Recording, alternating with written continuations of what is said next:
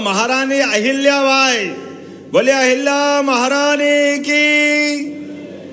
जिनका पूरा जीवन अहिल्या महारानी एक आदर्श बहू तो क्या, ससुराल में जिस दिन से आई ससुर की लाडली बेटी बन करके, माँ गौतमा बाई ने लाडली अपनी बेटी बना करके, जब बेटी बहू बन करके बेटी आती है तो घर में कैसे स्वागत करते हैं, इसका आदर्श उदाहरण अहिल्या माता के लिए है।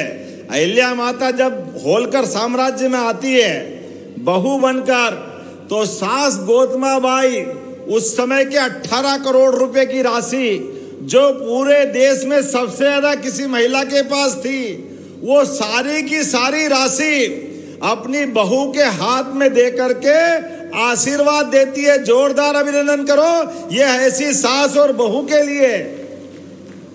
और अहिल्या महारानी जब शासन चला रही है, एक बहन बेटी मध्य प्रदेश की क्या सरकार चलाती है, ये उदाहरण हमारा उस समय भी आता है जब अहिल्या महारानी ने शासन चलाते हुए अपनी बेटियों की तरफ, बहनों की तरफ, महिलाओं की तरफ देखा कि महिलाओं में आर्थिक हाथ में कुछ है नहीं, गरीबी भयंकर है, कुछ काम धंधा कराना चाहिए।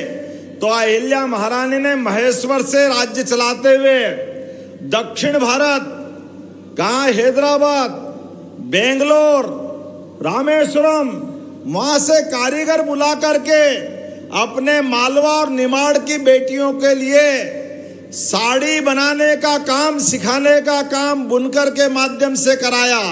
जोरदार अभिनंदन करो। तो माहेश्वरी साड़ियां आई अपने बीच में, माहेश्वरी साड़ी के कारखाने खड़े करवाए, क्योंकि बहन बेटी के हाथ में पैसा लाने के लिए उनको रोजगार दिलाना चाहिए, स्वरोजगार दिलाना चाहिए।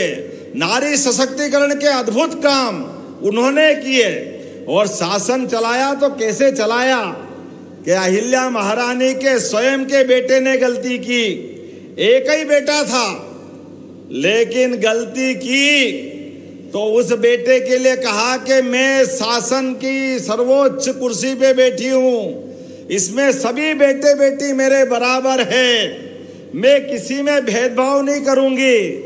और उनके बेटे ने अपराध किया, अपने सगे एक बेटे को हाथी के पैरों तले दबवा करके न्याय का नया सिद्धांत बनाया। यह अहिल्या महारानी का अपना निर्णय है।